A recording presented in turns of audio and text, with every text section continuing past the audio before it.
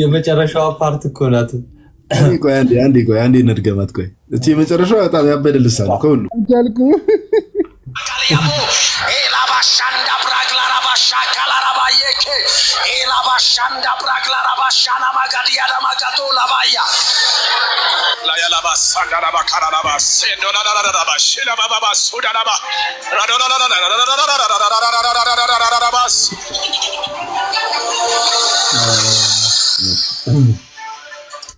ከዛ በኋላ እንግዲህ የሐዋርያት ሥራ ምዕራፍ 2 ተጠቅሷል ቪዲዮ ላይ። ሁላችሁም አማትቡ። ለማንኛውም መንፈሱ ድንገት አይታወቅም። አንዳንዴ ደካማ የሆኑን ክርስቲያኖች ድንገት ካለ እንዳይተናወጠን ማማተብ አይከፋም። ባላችሁበት ቦታ ከነ መሳሪያው ነው የምንነግረው። ጋዲ አሁኑ ንግግር ከነ ቅላጼው የአረቦች ኮሜንታተር ላይ ተወሰደ ነው።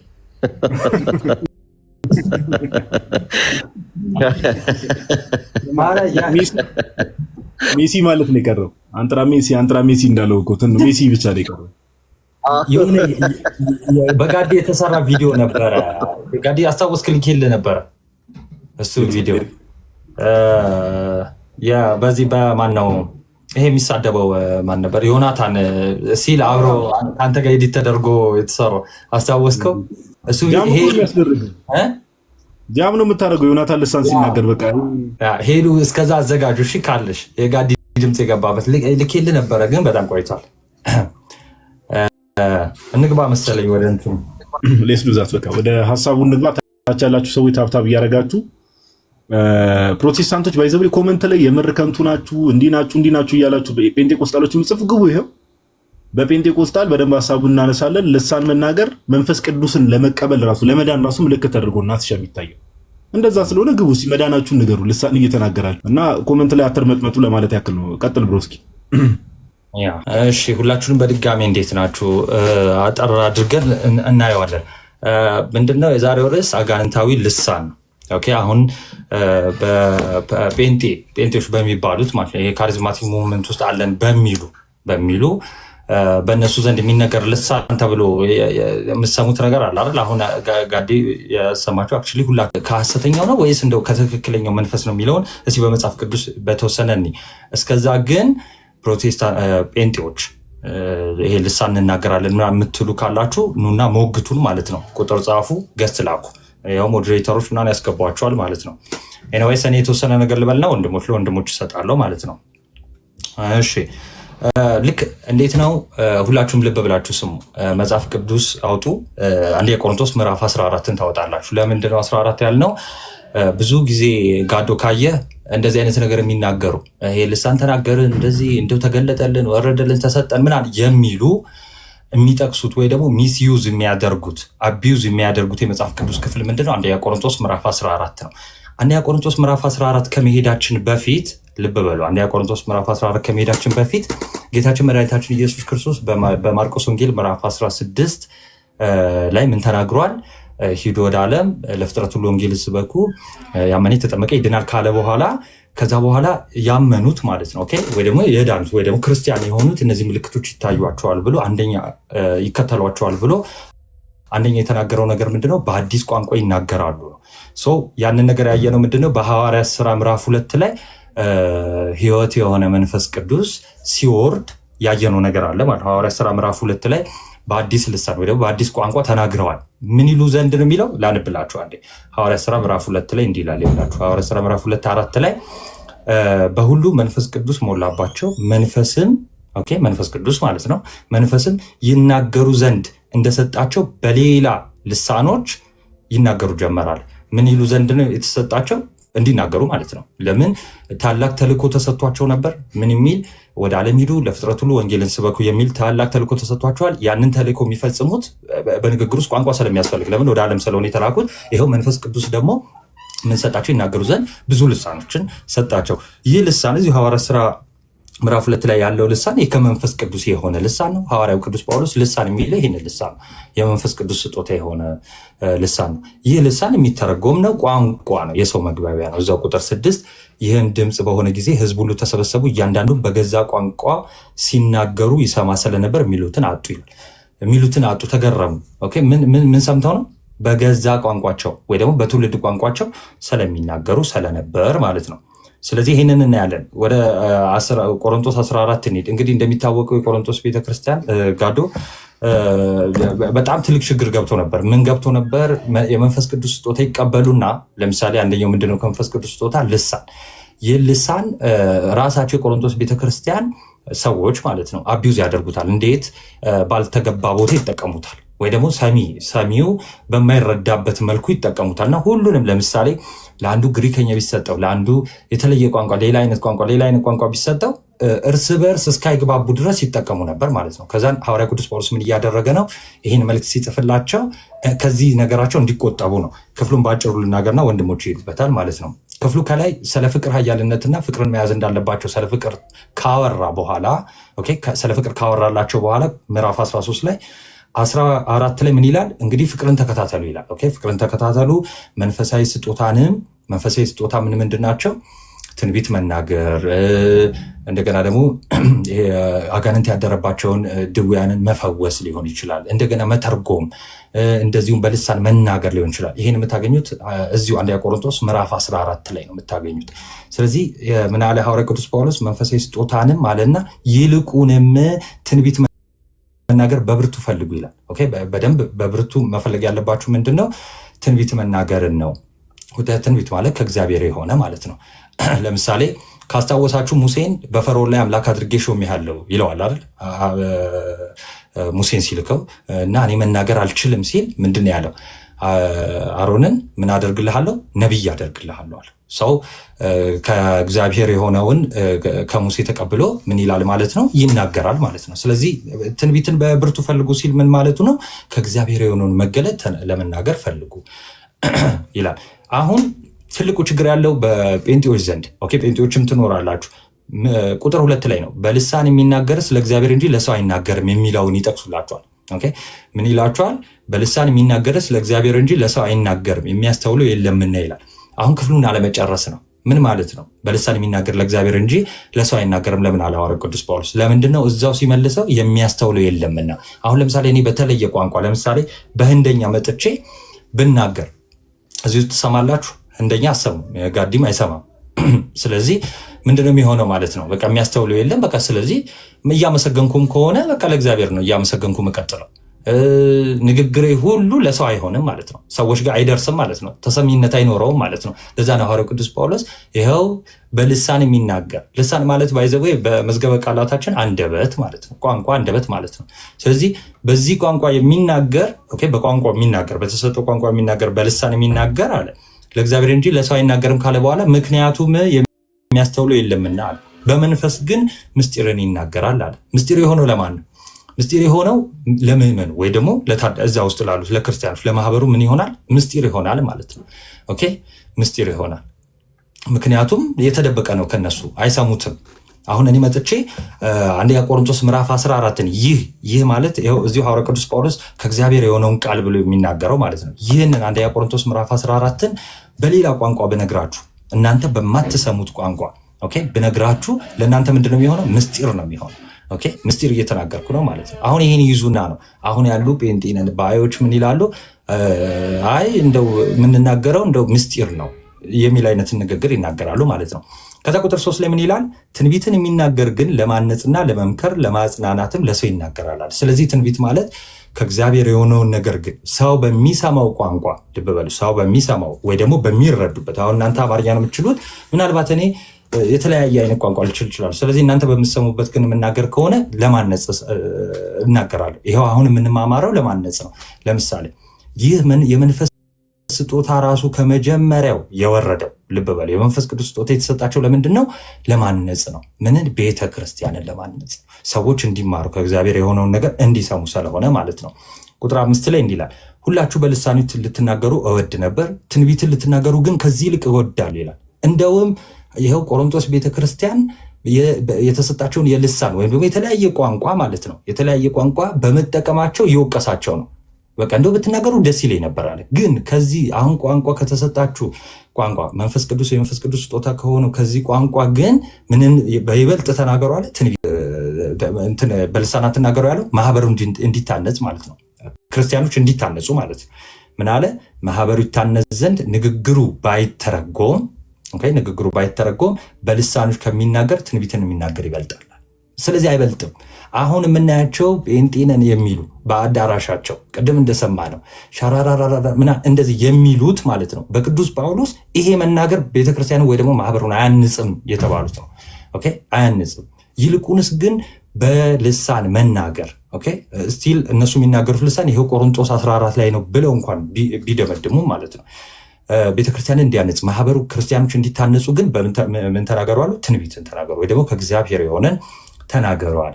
ለዛ ነው 6 ላይ አሁን ግን ወንድሞች ሆይ ወደ እናንተ መጥቼ በልሳኖች ብናገር። ሐዋርያው ቅዱስ ጳውሎስ በብዙ ሀገር የዞረ ነው እንደሚታወቀው፣ ብዙ ቋንቋ ይችላል።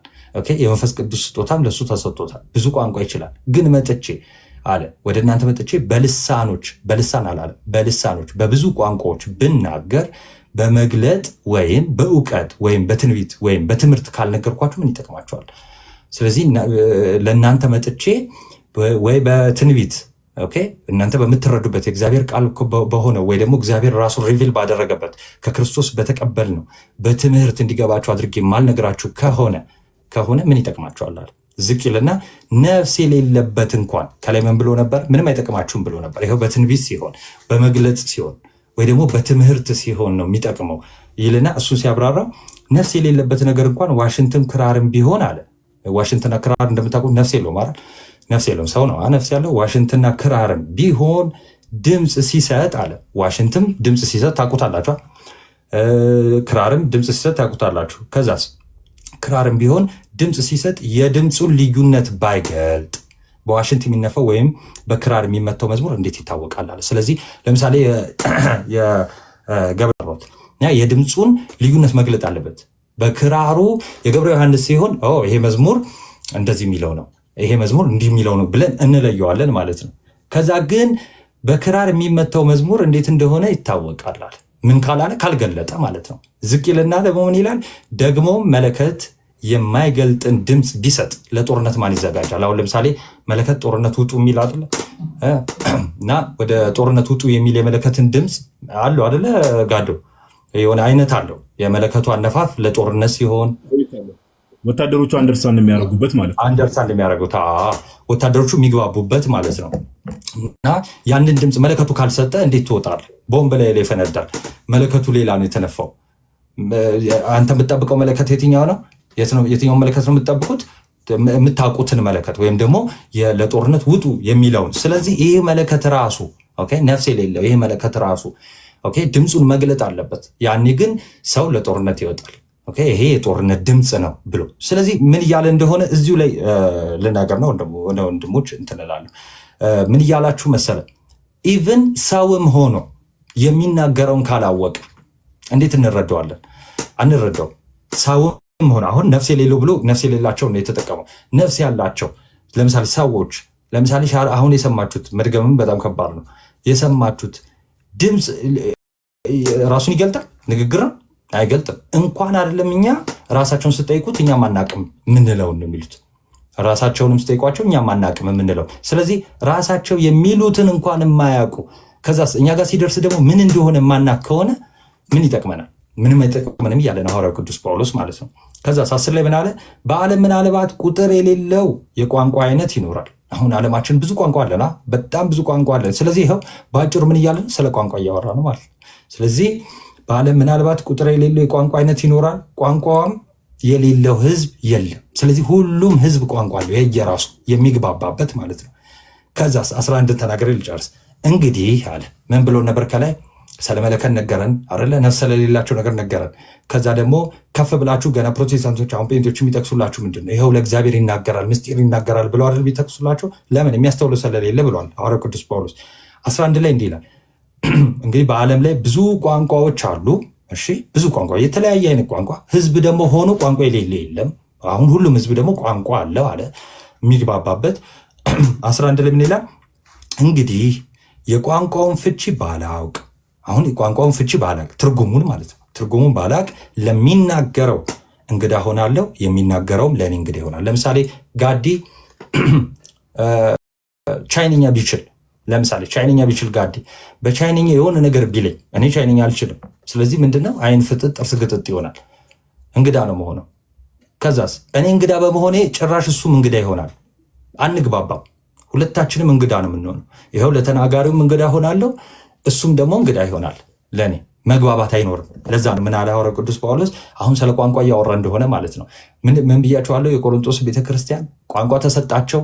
የተለያየ አይነት ቋንቋ የመንፈስ ቅዱስ ስጦታ ስለሆነ ብዙ ቋንቋ፣ ያንን ቋንቋ ዝም ብለው ነው የሚጠቀሙት። ኦኬ፣ በማህበር ውስጥ ሆነው በቤተክርስቲያን ይጠቀሙታል ያንን ቋንቋ። ከዛ በኋላ ምን አለ? እንግዲህ የቋንቋውን ፍቺ ባላቅ ለሚናገረው እንግዳ ሆናለሁ፣ የሚናገረውም ለእኔ እንግዳ ይሆናል ይላል። ወንድሞች ደግሞ ቀጣይ ሂዱበት። ቴንክ ዩ። ቃልዮት ያሰማልን ናትሻ፣ ቃልዮት ያሰማልን። በጣም ጥሩ ሀሳብ ነው ያነሳው። ከስር መሰረቱ ሰዎች አንድ ማስተዋል ያለባቸው ነገር ምን ጋይስ፣ ታች ያላችሁ ሰዎች ታብታብ እያደረጋችሁ አሁን እስካሁን አትሊስት 1 ሚሊዮን ናቲ ያው ብዙ ጊዜ ላይቭ ቤቱን አይከፍትምና 1 ሚሊዮን መግባት ነበረበት። አትሊስት ስታዳምጡ ጎን ለጎን ምናምን ታብታብ ለማድረግ ሞክሩ። እሺ ሁሌ አይነገራችሁ በተቻለ መጠን ከይቅርታ ጋር ማለት ነው። ምንድነው አንድ ማስተዋል ያለብን ነገር ቅድም ናቲ እንዳለው መልእክታት ለምን ተጻፉ የሚለው ነገር አንደርስታንድ ማድረግ ይፈልጋል። ኦኬ ለምሳሌ ቅዱስ ጳውሎስ ለቆሮንቶስ ክርስቲያኖች መልእክትን ሲጽፍ ምን ተፈጥሮ ነው? በተለይ ስፔሻሊ ቅዱስ ጳውሎስ መልእክታትን ሲጽፍ በመጀመሪያው ቤተክርስቲያን ውስጥ የሆነ አለ አይደል ናት ልክ ያልሆኑ ልምምዶች፣ የስተት ትምህርቶች ሲገቡ ነው ብዙ ጊዜ መልእክታትን የሚጽፈው። ብዙ ጊዜ ሞስት ኦፍ ታይም የሆነ ረብሻ ነገር ሲፈጠር ቤተክርስቲያንን ለማረጋጋትና ኦኬ ቤተክርስቲያን እንድትረጋጋ መልእክታትን ይጽፋል። እና ናቲ ቅድም ያለው ነገር አለ። ፕሮቴስታንቶች አንድ አሁን ማወቅ ያለባችሁ ነገር አንደኛ ቆሮንቶስ ምዕራፍ 14 ላይ ያለው እናንተ ጋር ጴንጤቆስታሎች ጋር ያለው ጂበሪሽ አይደለም። እሱ ማወቅ አለባችሁ። ይሄ ጂበሪሽ የሆነው ነገር አሁን እትት ምናምን ይሄ ትርጉም አልባ ምንም ማን ከየት እንዳመጣው የማይታወቅ እሱ ልሳን በፍጹም አይደለም። በፍጹም ጳውሎስ እየተናገረ ያለው ናቲ አውዱን ሙሉ አንደኛ ቆሮንቶስ ምዕራፍ 14 እንደው ፕሮቴስታንቶች ኦ ጴንጤዎች አንደኛ ቆሮንቶስ ምዕራፍ 14 ከቁጥር 1 ጀምራችሁ አንብቡት። በጣም ግልጽ ስለሆነ አሁን ናቲ ጳውሎስ ዓለም ላይ ስለሚታወቅ ላንጉዌጅ እያወራ መሆኑን ቅድም እንዳለው አንደኛ ቆሮንቶስ ምዕራፍ 14 ቁጥር 10 ላይ አውዱን ይዞት ይመጣ ናቲ ብሎታል። የተወሰነ ነገር ልጨምር። በዓለም ምናልባት ቁጥር የሌለው የቋንቋ አይነት ይኖራል። ቋንቋ የሌለው ምን ህዝብ የለም። ቋንቋ የሌለው ህዝብ የለም። እንግዲህ የቋንቋውን ፍቺ ባላውቅ ለሚናገረው እንግዳ ሆናለሁ፣ የሚናገረውም ለኔ እንግዳ ይሆናል። ስለዚህ ምንድነው ስለ ላንጉዌጅ ስለዛ ልሳን ኦር ቋንቋ ሲያወራ ራሱ ጳውሎስ ምን አለ? ከዛ ቋንቋ ጋር ምኖች ከዛ ላንጉዌጅ ጋር ምን አለ? ህዝብ አለ። which means የሚታወቅ ናውሌጅ ማለት የሚታወቅ ላንጉዌጅ ኦር የሚታወቅ ቋንቋ። ስለዚህ ቅዱስ ጳውሎስ ምንድነው እያለ ያለው? ቅድም ናቲም እንደተናገረው የሚናገር ስለ እግዚአብሔር ይናገራል፣ ሚስጥር ይናገራል ሲል ይሄ ምንም እኮ እንደው እስቲ ፕሮቴስታንቶች በደንብ ስም የሚናገርስ ሚስጥር ለእግዚአብሔር ይናገራል ሲባል እንደው ሌላ ነገር አታስመስሉት። ኦር ሌላ ላንጉዌጅ እንዴ እግዚአብሔር ሌላ ላንጉዌጅ ምን ያስፈልገዋል ሲጀምር? አይደለም። ናቲ እንዳለው እዚህ ጋር 1400 ሰው አለ። ማንም ሰው ለምሳሌ ቻይንኛ ካልቻለ ኦኬ ቻይንኛ ማንም ሰው ካልቻለ እኔ ቻይንኛ ብናገር እኔ እግዚአብሔር ይሰማኛል። ኦፍ ኮርስ ታች ያለው ሰው ግን አይሰማኝም። በቃ ሚስጥርን ይናገራል የተባለው ከዛ አንፃር ነው። ለምን እኔ ለእናንተ የምናገረው ነገር ሊትራሊ ሚስጥር ነው። አንደርስታንድ ስለማታደርጉት ከዛ አንፃር ነው። ጳውሎስ ሐዋርያ ቅዱስ ጳውሎስ በረከቱ ይደርብንና ምን አለ? እሺ ቆይ እንዲህ ብሎ ይናገራል። እሺ ቁጥር 22 ላይ እንደዚህ ይላል። አንደኛ ቆሮንቶስ ምዕራፍ 14 ቁጥር 22 ላይ ያው የተወሰነ ሐሳብ እናንሳና ሰዎችን የተቀበል እናወራለን ብዬ ነው። እንግዲያስ በልሳኖች መናገር ለማያምኑ ምልክት ነው። ለማያምኑ የሐዋርያት ሥራ ምዕራፍ 2 ላይ ያለው ልሳን አሁን የሚታወቅ ቋንቋ ነው። ለምንድን ነው አሁን የሐዋርያት ሥራ አሁን ጳውሎስ እዚህ ጋር ያለው ለማያምኑ ምልክት ነው ሲባል ከምን አንፃር ነው ከተባለ ሐዋርያት ይታወቁ ነበር። ኦኬ እስራኤላውያን እንደሆኑ ይታወቁ ነበር። ከተለያየ ቦታ ተበትነው የተለያዩ እስራኤላውያን ህዝበ እስራኤላውያን ዓለም ላይ በባቢሎን ምርኮ ጊዜ የተበተኑት እነሱ በዓለ ሃምሳን ለማክበር ወደ ኢየሩሳሌም በመጡ ሰዓት ልክ ሲናገሩ እንዴ ህዝበ እስራኤል ናቸው፣ ግን የተለያየ ላንጉዌጅ ይናገራሉ። እያንዳንዳችን የገዛች ምንድነው የተወለድንበትን የገዛ ቋንቋችንን እንዴት እንሰማለን ብለው ተደነቁ ይላል። ይሄ ለምንድነው የተደነቁት ከተባለ እዛ ጋር የሚያዩቸው ህዝበ እስራኤል ነው የሚያዩት፣ አይሁዳውያን እስራኤሎች ናቸው። ነገር ግን የተለያዩ ዓለም ላይ ያሉ ቋንቋዎችን ይናገሩ ስለነበር ተገረሙ ይላል፣ ተደነቁ ይላል።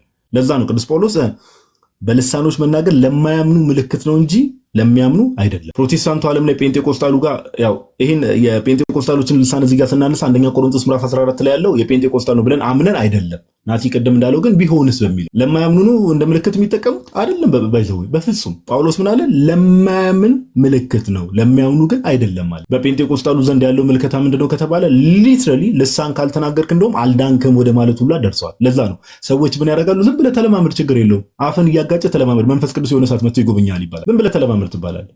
የሆነ በቃ ቃላቶችን የማጋጨት የሆነ ነገር ትላለህ። አንድ ቀን መንፈስ ቅዱስ ከዛ መንፈስ ቅዱስን እርኩሱ መንፈስ መጥቶ ምን ይላል? እቅፍ ያደርጋል። ስፒሪት ኦኬ፣ ስፒሪቱን ወደዛ የሚመራው። ትንቢት ግን ለሚያምኑ እንጂ ለማያምኑ። ከዛ ጳውሎስ ምን ይላል?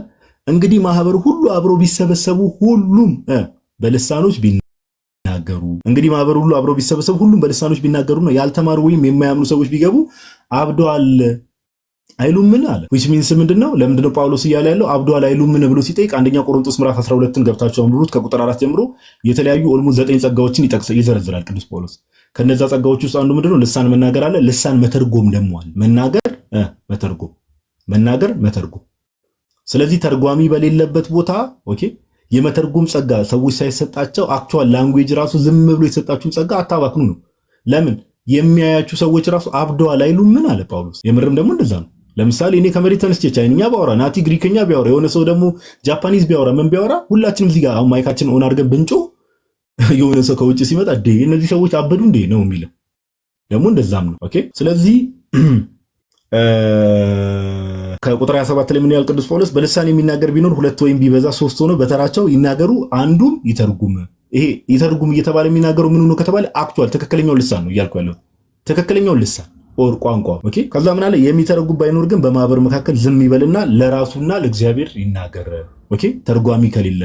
ስለዚህ እንደተባለው ምንድነው ናቲ ቅድም እንዳለው የቆሮንቶስ ክርስቲያኖች አንድ ያስቸገሩበት ዋናው ምን ነበረ? በቆሮንቶስ ቤተክርስቲያኖች ያጋጠመው አንዱ ትልቁ ችግር ምን ነበር ከተባለ የመናገር ጸጋ ተሰጥቷቸዋል። ነገር ግን ተርጓሚ በሌለበት አንደኛ ዝም ብሎ ደግሞ ተርጓሚ በሌለበት ዝም ብሎ በማህበር የመናገር የመጮህ ነገር ነበረ ያንን ጸጋ።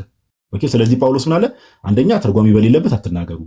ኦኬ ሁለተኛ ደግሞ ሞሮፌ ልሳን የመናገር ስጦታ ከዛም ይበልጥ ደግሞ ናቲ እንዳለው ይጠቀልሏል እኮ አይደል? ከሁሉ ፍቅር ይበልጣል የሚለው ነገር ደግሞ በዛ ይጠቀልሏል እኮ ከጸጋዎች ሁሉ በላይ ፍቅር ነው እያለ ይጠቀልላልና ከዛ አንጻር ነው። እና አንደኛ ቆሮንቶስ ላይም የተቀመጠው ልሳን አክቹዋሊ ዓለም ላይ የሚታወቅ ላንጉዌጅ ወይ ደግሞ ቋንቋ ነው። ለዛ ነው ጳውሎስ አንደኛ ቆሮንቶስ ምዕራፍ 14 ቁጥር 10 ላይ ኦኬ ቋንቋ የሌለው ሕዝብ የለም እያለ የሚናገር ለዛ ነው አክቹዋል ላንጉዌጅ ነው። እና አንድ ነገር ልናገርና ለወንድሞች ይቀጥላሉ። ናትሻ አንድ ማወቅ ያለባችሁ ነገር ይሄ የልሳን ጸጋ ኦር ልሳን የመናገር ጸጋ ዋናው ዓላማ ምን ነበር ከተባለ ቤተክርስቲያን እንድትስፋፋ ነው። ናትሻ ሌላ ትርጉም ዓላማ የለውም። ለምሳሌ ጌታችን ኢየሱስ ሐዋርያት ምን አለ? ቀደም ናቲ ይሏል ወንጌል ለፍጥረት ሁሉ ስበኩ ተብሏል አይደል? ማርቆስ 16 ላይ፣ ማቴዎስ 28 ላይ ደግሞ ሂዱ አሕዛብን ሁሉ በአብ በወልድ በመንፈስ ቅዱስም እያጠመቃችሁ ደቀ መዛሙርት ያድርጓቸው ብሏል። ስለዚህ ሐዋርያት የመጀመሪያዎቹ አማኞች አሉ። ከሐዋርያት በኋላ ያሉ ወንጌል ለፍጥረት ሁሉ ነው ስበኩ የተባለው።